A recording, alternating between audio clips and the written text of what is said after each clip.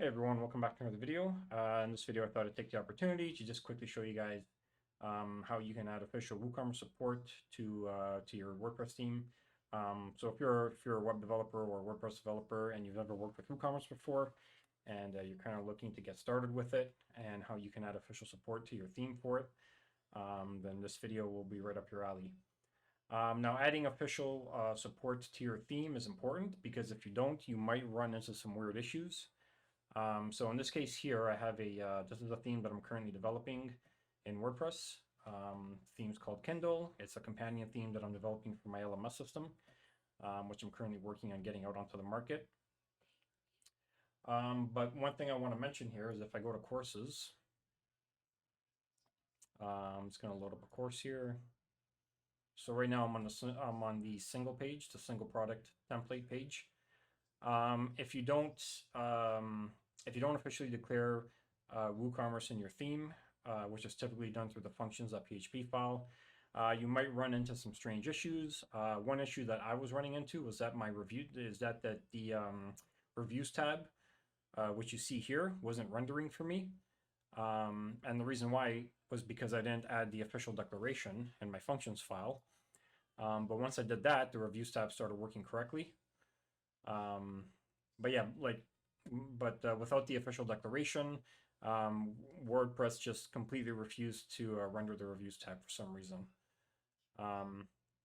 So basically the way this theme works is when a student, so basically students can browse courses and they can purchase a course if they want. And when they do, WooCommerce actually captures the order. So it places the new order, and then through custom code, I'm actually registering that student into the courses that they purchased, right? And that's all being done with PHP through the functions.php file.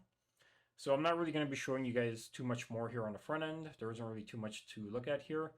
Actually, I should mention that there are some other minor customizations that I'm making with WooCommerce filters.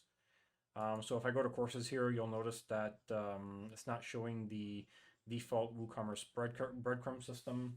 I disabled that. And on the orders page, I'm also disabling a couple of menu items, which I don't need. For example, the downloads. That doesn't really apply to this particular theme, so I didn't need that one particular button, so I disabled that using a WooCommerce filter. And then let me just jump back here to this course page. So if I scroll down here, you'll notice that there's some content being rendered directly after the tabs, and that's actually being done with a filter as well. And also on the courses page, this page here is actually structured using Bootstrap. So if I were to resize this window, you'll see everything scales down accordingly. That's all being done with Bootstrap. So in order for me to do that, I have to actually override it's the opening and the closing wrappers for WooCommerce. So I have to actually override that through the functions.php file in order to inject my container and my row and my columns and basically my Bootstrap structure, right? So from here, I'm going to jump into PHP and I'll just give you guys a walkthrough of the code that I use, and I'm going to give you an explanation of the code and how it works. So that way you guys will have an easier time integrating WooCommerce into your custom themes. Okay guys, so here we are in VS Code. And this is actually just a sample file that I have that I created, and I've added notes in it so you guys can kind of follow along. And I'm actually going to have all this code posted on my website as well. But first things first, so what I have here is I have a function called ln_theme_setup, which executes after the setup theme action is called. So this is actually an action that's provided by WordPress, not WooCommerce. So when this action finishes, then this function gets loaded. Right, so after the theme is done getting all set up, ln_theme_setup runs and it executes all of this code in here. Right, so the first thing I'm doing within this function is I'm checking to see if WooCommerce is active. So isPlugin active is actually a method that's provided by WordPress, which you can use to check to see if a certain plugin is installed and activated. Right, so after that, let me do one thing here. Let me make that a bit smaller. All right, so the first thing you're going to want to do in your functions.php file when you're configuring WooCommerce is you're going to need to add the official declaration. So it's add theme support WooCommerce. So I made a little note here, official declaration for WooCommerce support. This is required. Sorry, that's actually a mistype. This is required. This is required, or else you may run into issues such as a reviews tab not rendering. So I made a little note there, just kind of stating that, you know, if you don't do the official declaration, you might run into some issues. The next function I'm using, or the next action, is the WooCommerce order status completed. So this actually fires after an order has been completed by a customer. And then here I'm actually, I'm calling this custom function here, ln order completed. And this is the code that I'm using to get the order data. And then I'm just checking to see if the order is valid. And then I'm looping through each of the items that were purchased on the order. And then from there, you can get the product ID for each order item. And then here you can add your own custom code. So if you need to maybe register a student into a particular course, which was my case for my theme, you can do that here. So you can add your own custom logic here. The next filter I'm using is WooCommerce new customer data, and I'm just using this to assign a new role to the customer once they've completed their order. So I'll quickly show you that one. So here I'm just adding, well, here it's currently blank, but in my case, when a student purchases a course through the Kindle theme, I want to assign them the student role. So here you could put any role you want. All right, and then let's go back to the top here. So here we have two actions that we can use. So if an order gets refunded or an order gets canceled, we can call a function here. So in this case here, I'm using the same function for both canceled or refunded orders. And then with this particular function here, ln order refunded, again, we can get the order ID, which is being provided to us by WooCommerce. We can get the order from that order ID, and then again, we just do a check just to make sure that the order is valid. And then here we can add our own custom logic to process a refund. So in my case, for my theme, for my Kindle theme, I'm actually removing a student from a course, and the logic for that is actually being placed here. All right, and then after that, we have WooCommerce at the cart validation. So here I'm using this particular filter to see if an order has already been purchased to prevent subsequent orders. Because if a student already purchases a course, it doesn't make sense for them to purchase it again because they've already purchased it. So once they've purchased a course and they're enrolled into it, then there's no need for them to purchase it again, right? So I'm using this filter here to validate the add to cart functionality. And let me just take a quick look here at the function. All right, so here, this is the function that I'm using as a callback. And you'll notice here as the parameters, we have past and we have product ID. So we can add our own custom logic here to prevent the user from adding an item to the cart if they've already purchased it. And then this here needs to get passed back to WooCommerce. So that's the requirement there. Otherwise, this function won't fire. All right, so we have that. And then I have another filter here that I'm using. It's called WooCommerce get price HTML. So this allows me to override the HTML price, which appears on a WooCommerce product. So the function for that is here, ln woo price free 0 empty. So basically, I'm just checking to see if a product's price is empty or if a product's price is equivalent to 0. Then I'm just going to set a new price value, which is going to be free, and then I'm going to return that back to WooCommerce. All right, after that, we have another filter here, WooCommerce product categories.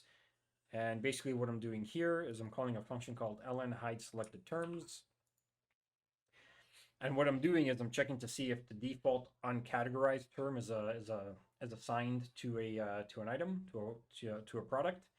And if it is, I'm just returning blank because I don't want uncategorized to be displayed on the front end. I just don't want that to be displayed at all. Uncategorized is like the default category that WordPress requires, which is kind of silly because I don't know anybody who would use uncategorized. It would be nice if they were to remove that from WordPress altogether and just allow users to just add their own terms right from the get-go. I think it's kind of silly that uncategorized is the default category for like all posts, and yeah, for all posts in WordPress is, I don't know, kind of silly. I think they should get rid of that. But this is a nice little filter you can use to make sure that no products get rendered with an uncategorized category, right? After that, we have the WooCommerce account menu items filter, and I'm using this to basically disable certain buttons from the official WooCommerce menu system. So after you install WooCommerce and you go to like the orders page or sorry, to the account page, you're gonna notice that WooCommerce actually renders a menu, and on that menu there's gonna be like orders, downloads, address, payment methods, so on and so forth. For my particular theme, I don't need the downloads button on there, so I'm using this particular function to disable the downloads. So in this function here, ln unset woo menu items, I'm just unsetting the downloads button, right? So that'll disable the downloads button. So if you wanted to disable the orders button, you could change that to orders, right? You could also have multiple. You could also do this multiple times, unset downloads, unset orders, right? So you can do that multiple times. All right, let's take a look at what we have next. And then after that, add action init, ln remove, disable WooCommerce. Okay, so here I'm using, I'm just using the default init action, which is provided by WordPress, and I'm using this to disable the default WooCommerce breadcrumb system. So that gets done on the initialization, and then we call this remove action, and then WooCommerce before main content, WooCommerce breadcrumb, 20 and 0. So these are all of the parameters that are required in order to remove it. Okay, so we have that in there. Okay, and then here we have two actions that we're running here. This actually removes the default content wrapper from the WooCommerce shop page.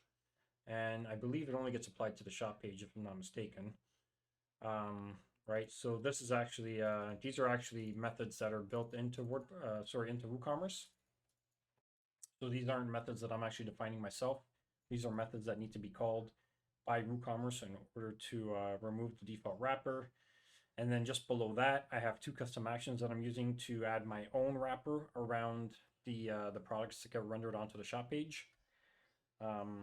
So here I have WooCommerce before main content, WooCommerce after main content, and then for the first one, I'm calling pmln woo wrapper start, which is a custom function that I created. And then here you'll see that I'm actually adding a container, I'm adding a row, the sidebar here if I need it. The sidebar isn't really required. If you don't need it, you can delete the sidebar. And then of course I'm closing it off with a bootstrap column. And then below that we have ln woo wrapper end, which does the output for the closing wrapper. And actually, I don't think I need get sidebar here. Not sure why I added that there, but this basically just closes off all of the wrappers. Right, so notice here we have 3 wrappers. And actually, sorry, I think the sidebar probably be within here, or it should be in a separate column. But anyways, you get the idea. Basically, I'm doing my opening wrappers, I'm doing my closing wrappers, and then if you want, you can call get sidebar anywhere within this wrapper start. If you don't need it, again, you can just delete it, and it's all good. All right, and after that, we have disable WooCommerce sidebar from shop and single product templates. So WooCommerce sidebar, So I believe this here, this remove action, this disables the WooCommerce sidebar. So if you don't want the default WooCommerce sidebar to appear on the shop page, or on the product page, then this is a neat little action that you can use here to disable it. And then render custom content after WooCommerce tab system. So this last action here in my code, this actually renders custom content directly after the tab system. So if you remember earlier in the video, I was showing you guys that custom content I was rendering directly after the tab system. So this would be the code here, or the action that you would have to fire in order to output your own code after that. So you notice here I have a custom function here that I created. And the function is right here. And then basically what you can do here is you can get the global post, you can get the post ID, which is essentially the product ID. And then here you can add your own logic to render any additional content that you want to render after the WooCommerce tab system, right? And that's pretty much it. There are a lot of other filters and actions that WooCommerce provides that you can use for your customization purposes. For my use case, this is pretty much all I required. So this is pretty much all I needed for my particular requirements.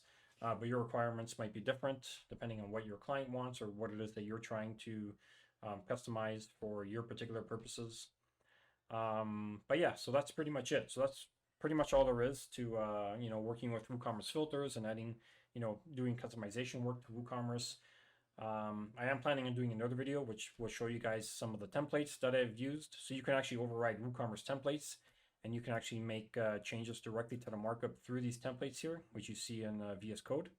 So you'll notice here my theme has a WooCommerce folder, and I have all of these template files which are actually provided by WooCommerce. Yeah, so I'm planning on doing another video which will actually show how you can do some additional customization work using templates, using WooCommerce templates. But for this video here, I just wanted to show you guys some of the filters and some of the actions that I'm using, and also that the importance of adding the official WooCommerce theme declaration, right? So this one line of code right here, let me zoom in on that so you don't mistake in anything. This one line of code right here is the most crucial line of code. If you do not add that to your theme, you may run into problems, you may run into issues. There may be weird quirks happening, like again, maybe the reviews tab might not render for you. So it's very, very important that you add the WooCommerce theme declaration, right? Which is this line right here. Okay guys, so that's all I wanted to show you in this video. If you guys enjoyed it, if you did, feel free to like and subscribe, and I'm going to have another video out very soon. So anyways guys, thanks for watching, and I will see you in the next one.